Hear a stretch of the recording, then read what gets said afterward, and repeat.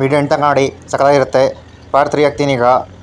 ಅಲ್ಲಿ ರಾಮನ್ ಟೆಂಪಲ್ ನೋಡ್ಕೊಂಡು ನೆಕ್ಸ್ಟ್ ನಾವು ಸೂರ್ಯ ಟೆಂಪಲ್ಗೆ ಹೋಗೋಣ ಅಂತ ಆಟೋ ಮಾಡ್ಕೊಂಡು ಬಂದ್ವಿ. ಬನ್ನಿ ತೋರಿಸ್ತೀನಿ ನಿಮ್ಗೆ ಮುಂದೆ.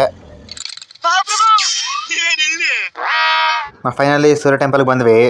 ಇಲ್ಲಿ ಅಕ್ಕಪಕ್ಕ ಒಂದು ಟೆಂಪಲ್ ಇನ್ನೊಂದು ಟೆಂಪಲ್ಗೆ ಹಬ್ಬ ಅಂದರೆ ಒಂದು 30 to 40 ಕಿಲೋಮೀಟರ್ಸ್ ಆಗುತ್ತೆ ಅಷ್ಟೇ. ನೀವೆಲ್ಲ ನೋಡ್ತೀವಿ ಅಂದರೆ ಆರಾಮಾಗಿ ಒಂದು ಹಿಂದೊಳಗಡೆ ನೋಡ್ಕೋಬೋದು. ನೋಡಿ ಎಷ್ಟು ಚೆನ್ನಾಗಿ ಕಾಣಿಸ್ತಿದೆ ಕಳಸ ಅಂತ.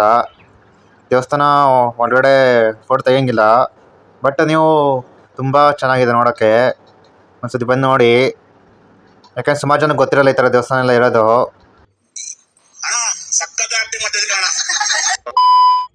ನಾವು ಸೂರ್ಯ ಟೆಂಪಲ್ ನೋಡಿಕೊಂಡು ನೆಕ್ಸ್ಟು ಸುಬ್ರಹ್ಮಣ್ಯಕ್ಕೆ ಹೋಗ್ತೀವಿ.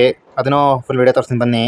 ಬಸ್ ಹತ್ಕೊಂಡು ಹೋಗ್ಬೇಕು. ನೆಕ್ಸ್ಟು ಸುಬ್ರಹ್ಮಣ್ಯಕ್ಕೆ ಹೋಗ್ಬಿಟ್ಟು ರಥೋತ್ಸವ ಇತ್ತು ರಾತ್ರಿ, ಅದು ನೋಡೋಕೆ ಹೋದ್ವಿ. ಬನ್ನಿ ಅದನ್ನು ತೋರಿಸ್ತೀನಿ.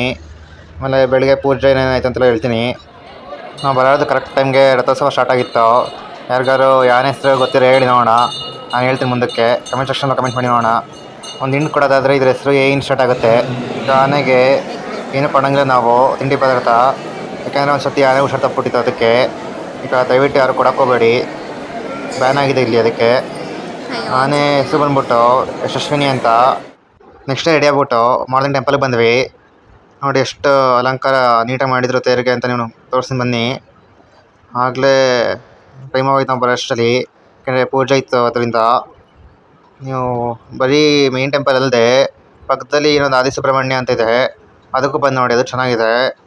ಸುಮಾರು ಜನ ಗೊತ್ತಿಲ್ಲ ಇದು, ಎಲ್ಲರೂ ಮೇನ್ ಟೆಂಪಲ್ ನೋಡ್ಕೊಂಡು ಹೋಗ್ತಾರೆ ಕೆಲವರು. ಇದಕ್ಕೂ ಬಂದೋಗಿ, ಇದು ಚೆನ್ನಾಗಿದೆ. ನೀವು ಫಸ್ಟು ದೇವ್ರು ಬಂದ್ಬಿಟ್ಟು ಇಲ್ಲಿದ್ದಿದ್ದು, ಆಮೇಲೆ ಟೈಮ್ ಬಂದ ಮೇಲೆ ಗೌರ್ಮೆಂಟ್ ಅಲ್ಲಿ ಶಿಫ್ಟ್ ಮಾಡಿಸಿದ್ರು.